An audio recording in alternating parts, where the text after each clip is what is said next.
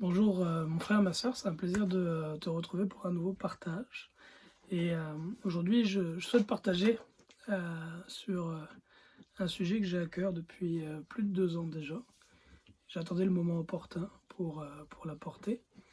Et le sujet que je veux aborder aujourd'hui, c'est la délivrance. C'est la délivrance, c'est le chasser les démons, la délivrance des esprits impurs, des démons. Et je souhaite aborder ce sujet-là en deux grandes parties. La première partie, je veux parler de mon témoignage personnellement. Comment est-ce que, au début de l'année 2019, j'ai été délivré de plusieurs esprits impurs, puis comment ça s'est passé concrètement. Et dans la deuxième partie, j'aimerais partager avec toi, si ce n'est pas encore un domaine dans lequel tu as appris du Seigneur et dans lequel tu as commencé à grandir, celui de la délivrance, à l'image de Jésus-Christ. J'aimerais partager avec toi les choses que j'ai apprises moi-même, afin que tu puisses passer par la grâce de Dieu dans ce niveau de ministère ou que tu puisses recevoir la délivrance. Et puis, je mettrai aussi en dessous de la vidéo une adresse email à laquelle tu peux me contacter si tu as besoin d'aide pour une délivrance personnellement. Que ce soit un esprit de colère, de rage, de mensonge, d'impudicité. Il y a toutes sortes d'esprits qui existent. Si tu as besoin d'aide, je mettrai un lien en dessous pour que tu puisses me contacter, puis que nous puissions ensemble, soit par WhatsApp en vidéo ou Messenger vidéo, que nous puissions ensemble, par le nom de Jésus-Christ et la puissance de Dieu, faire ta délivrance. Alors je suis présentement dans l'étable. L'étable, c'est un lieu particulier, l'étable, c'est là où le Seigneur Jésus-Christ est né. Et c'est ça, c'est depuis l'étape pour pas réveiller ma famille que j'enregistre cette vidéo-là. Fait que je vais commencer par lire certains passages de la parole de Dieu avant de donner mon témoignage de comment est-ce que j'ai été délivré de plusieurs esprits impurs, de plusieurs démons en 2019, avant d'expliquer comment s'est passée ma délivrance, comment je suis arrivé là, et comment j'ai commencé moi-même depuis 2019 à pratiquer justement la délivrance, à délivrer des frères et sœurs du Seigneur Jésus-Christ. Je vais commencer par lire quelques passages de la parole de Dieu pour poser un fondement biblique à tout ce qu'on va dire par la suite. Alors je vais commencer par l'évangile de Marc et avant de le lire, je vais prier. Père, merci pour ta bonté, ton amour et ta fidélité, Seigneur. Merci pour ta bienveillance. Merci pour la puissance et l'autorité que tu nous donnes en Jésus-Christ. Merci Seigneur Jésus-Christ de nous avoir donné l'autorité. Ta parole déclare que tu nous as donné l'autorité sur tous les esprits impurs pour chasser les démons. Et ton ministère nous montre, Seigneur Jésus, que c'était là l'une des activités que tu pratiquais le plus, la délivrance. De délivrer ceux qui sont dans les chaînes de Satan. Trop peu aujourd'hui, Père, dans ton Église, s'attachent à cette œuvre afin de libérer les captifs. Je te demande, Seigneur, d'utiliser cet enseignement, cet humble partage, afin que d'autres frères et sœurs, Seigneur, puissent commencer à libérer les captifs. Et afin que ceux qui n'ont pas encore reçu la libération et qui entendent cette vidéo, Seigneur, puissent se mettre sur le chemin de la libération et reçoivent la délivrance. Au nom de Jésus-Christ, soient libérés des esprits qui leur tiennent captifs. Merci pour ta bonté, ton amour, sois avec mes paroles, Seigneur, avec ma bouche pour guider mes paroles, afin que nous soyons édifiés. Au nom de Jésus. Amen. Alléluia. Une dernière parenthèse avant de commencer à lire la Bible. J'ai conscience que certains frères et sœurs qui me regardent, vous êtes déjà éveillés dans le domaine de la délivrance depuis de nombreuses années. D'autres non, notamment les personnes qui viennent d'un background un peu similaire au mien, ceux qui sortent du milieu adventiste, du milieu baptiste ou pentecôtiste. Ce sont des milieux dans lesquels souvent la délivrance en fait est totalement inexistante malheureusement. Et c'est pourtant une part importante du ministère que nous avons en Jésus-Christ. Ce n'est pas la seule, elle n'est pas plus importante que les autres, mais c'est une part importante. Alors on va commencer par Marc, chapitre 5, et je vais lire à partir du verset 1, c'est une histoire que vous connaissez, c'est l'histoire du démoniaque de Gada, le Gadarène, exactement. Aussitôt que Jésus fut hors de la barque, il vint au-devant de lui un homme sortant des sépulcres, des tombeaux donc, et possédé d'un esprit impur. Cet homme avait sa demeure dans les sépulcres, et personne ne pouvait plus le lier, même avec une chaîne. Car souvent il avait eu les fers aux pieds, avait été lié de chaînes, mais il avait rompu les chaînes et brisé les fers, et personne n'avait la force de le dompter. Il était sans cesse nuit et jour dans les sépulcres, sur les montagnes, criant et se meurtrissant avec des pierres. Fait quelqu'un comme ça, là, de notre temps, le mettrait dans un hôpital psychiatrique, et on lui donnerait de la médication pour qu'il soit gelé 24 heures sur 24. Et malheureusement, dans beaucoup d'églises chrétiennes, d'Assemblée de Dieu, c'est un peu la même réponse qu'on donnerait, c'est la médication. Mais ici, ce qu'on voit là, c'est que Christ va apporter autre chose que la médication. Il ne va pas sédater, je pense que c'est ça le terme, c'est sédater cet homme dans son état pour qu'il arrête de se mutiler mais qu'il devienne un légume. Au contraire, il va le délivrer pour que cet homme-là soit son plein potentiel au service de Dieu. Ayant vu Jésus de loin, il accourut, se prosterna devant lui et s'écria d'une voix forte: Qu'y a-t-il entre moi et toi, Jésus, Fils du Dieu très haut? C'est le témoignage que donnent les saints et les démons, que Jésus est le Fils de Dieu. Le témoignage des saints et des démons, Jésus est le Fils de Dieu. Aussi bien les ténèbres que la lumière témoignent que Jésus-Christ est le Fils de Dieu. Et voilà ce que dit le démon. Il dit: Je t'en conjure au nom de Dieu, ne me tourmente pas. Car Jésus lui disait: Sors de cet homme, esprit impur. Fait que là, un élément qui est intéressant à voir, c'est que la délivrance, pour les esprits impurs, pour les démons, c'est un tourment, c'est de la torture. C'est vraiment un combat dans lequel les démons souffrent énormément. Ça, c'est un élément qui est important. Donc il est question ici de tourmenter. Jésus tourmentait cet esprit et il lui ordonnait de sortir. Il est dit, car Jésus lui disait: Sors de cet homme, esprit impur. Et après lui avoir dit ceci, il lui demanda: Quel est ton nom? Un autre élément qui est important à noter, c'est que l'esprit n'a pas obéi tout de suite au Seigneur Jésus-Christ. Ça, c'est un élément qui est important. L'esprit n'a pas obéi tout de suite. Jésus a dit: Sors de cet homme, mais l'esprit n'est pas sorti au moment même où Christ l'a commandé. Donc si le Seigneur Jésus-Christ lui-même, lorsqu'il chassait les démons ne sortaient pas forcément instantanément, mais mettaient un certain temps, combien plus nous, lorsque nous sommes en délivrance, chasser un démon, arriver à une délivrance, risque de prendre des dizaines de minutes et quelquefois des heures et des heures. Et donc Jésus lui demanda: Quel est ton nom? Légion est mon nom, lui répondit-il, car nous sommes plusieurs, dit le démon. Et il le priait instamment de ne pas les envoyer hors du pays. Il y avait là vers la montagne un grand troupeau de pourceaux qui paissaient, et les démons le prièrent, disant: Envoie-nous dans ces pourceaux afin que nous entrions en eux. Il le leur permit, et les esprits impurs sortirent, entrèrent dans les pourceaux, et le troupeau se précipita des pentes escarpées dans la mer.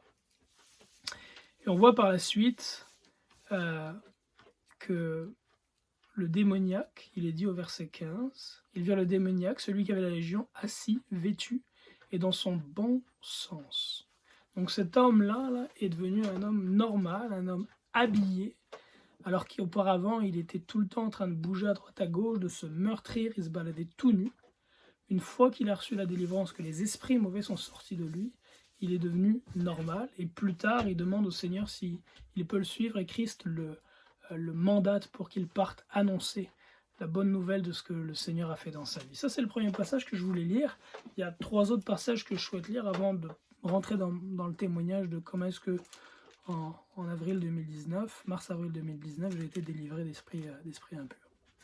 Marc chapitre 9. Aussitôt que l'enfant vit Jésus, l'esprit l'agita avec violence. Donc là, un papa amène son fils au Seigneur Jésus-Christ pour que cet enfant soit délivré. Alors, ce n'est pas un enfant qui est au même niveau de possession, si on peut dire, que l'homme dont on vient de parler. Cet enfant-là, il semble-t-il, n'a des problèmes que lorsqu'il rentre en crise, très semblablement à ce qu'on appelle aujourd'hui un lunatique.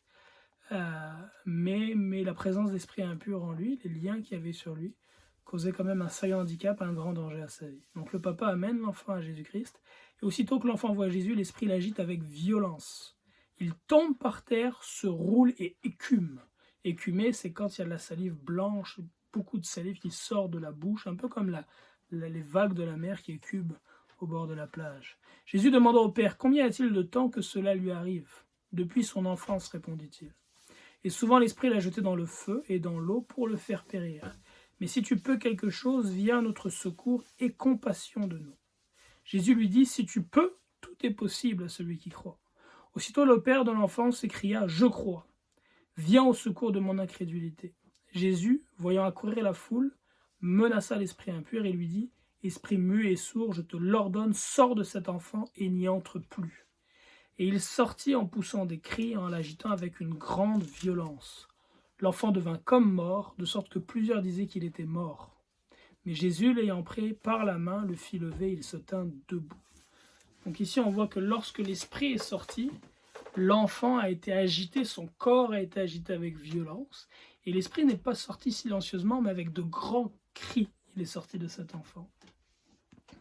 Un autre élément que je souhaite ajouter, c'est que ce qu'on a pu observer dans les 2 derniers passages qu'on a lus, c'est qu'il y a beaucoup de questionnements lors de la délivrance. Donc le Seigneur Jésus-Christ, il a questionné le démon qui était dans le démoniaque pour lui demander quel était son nom. On voit là que le Seigneur Jésus-Christ fait une délivrance et il questionne le Père pour savoir depuis combien de temps est-ce que ça arrive. Évidemment, Christ connaît toutes choses. Alors s'il a questionné, c'était pas pour lui dans ses fins de connaissance à lui, mais c'est, je crois, pour nous donner un modèle à nous autres, pour nous aider dans la délivrance. Et on verra en discutant plus tard, en échangeant ensemble, que souvent il est nécessaire d'avoir des éléments d'information et de les questionner afin de pouvoir arriver à la délivrance. Je continue. Et je continue dans Marc, dans Luc cette fois-ci, dans une synagogue au chapitre 4 et verset 33. Il se trouva dans la synagogue un homme qui avait un esprit de démon, impur, et qui s'écria d'une voix forte. « Ah, qu'y a-t-il entre nous et toi, Jésus de Nazareth? Tu es venu pour nous perdre, je sais qui tu es, le Saint de Dieu. » Jésus le menaça.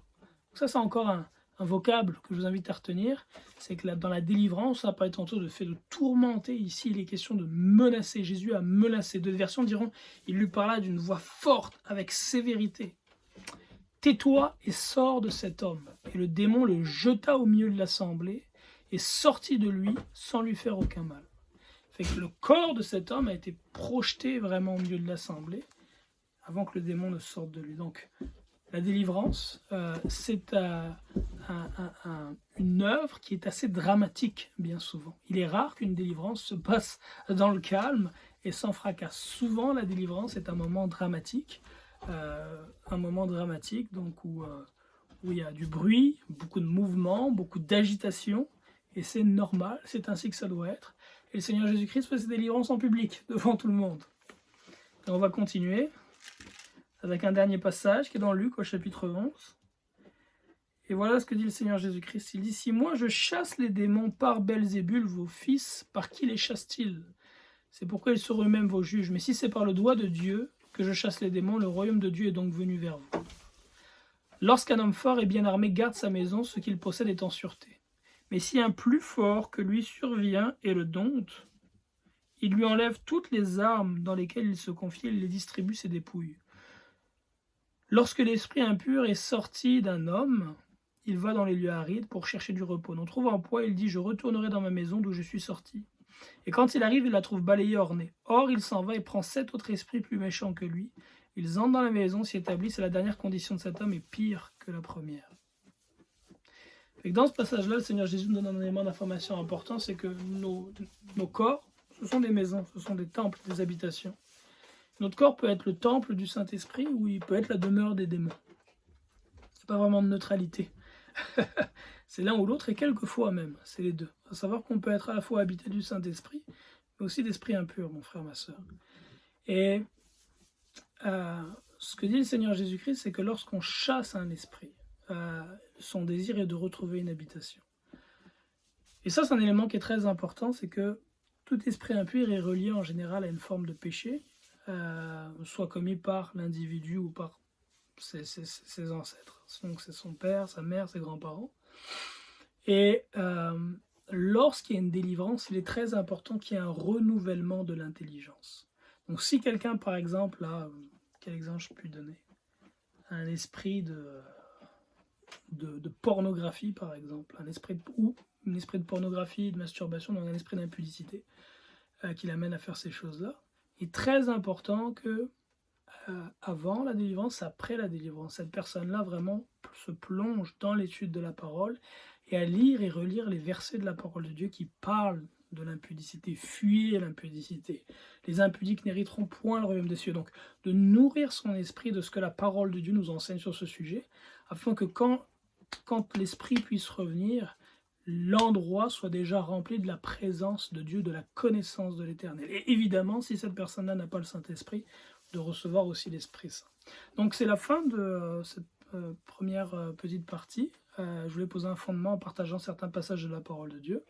Et là, je vais aborder maintenant, dans la partie qui s'en vient, la sous-partie. En fait, ça c'est la première sous-partie. La deuxième sous-partie qui s'en vient, je vais parler de mon témoignage et comment est-ce qu'en 2019, j'ai été délivré d'esprits impurs, afin de pouvoir vous édifier, mes frères et ma sœurs, et que mon témoignage puisse te permettre aussi à toi de recevoir la délivrance. Que le Seigneur Jésus-Christ soit glorifié. Amen. À tout de suite.